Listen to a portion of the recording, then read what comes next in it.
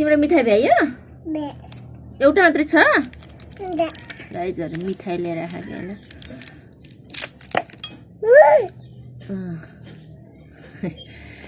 भात खाने बेला भयो गाइजहरु चटनी भात दाल हो यो चाहिँ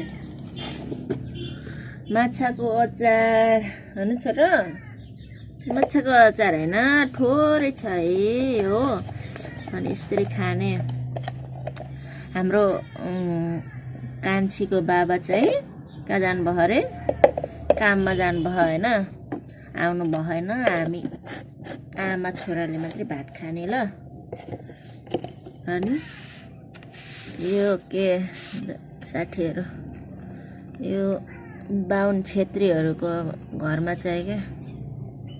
हाम्रो मगर र बाहुनहरु छेत्रीहरुको चाहिँ संस्कार अलि फरक के द मगर पनि मान सम्मान गर्ने त हुन्छ कि तर छेत्री बाहुन जतिको अलि कमै हुन्छ के किनभने छेत्रीहरु बाहुनहरुमा चाहिँ आफ्नो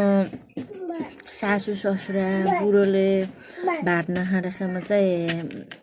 बुहारीले भात खाँदैन कि अगाडि म चाहिँ बुढो काममा जानु भएन त्यही पनि उलाई कुरा भोक लागिसक्यो 11:30 भोक लागिसक्यो हैन त्यही भएर कतिखेर आउनु थाहै छैन क्या अनि मैले चाहिँ भात खान लाग्यो कतिखेर आउनुहुन्छ थाहा छैन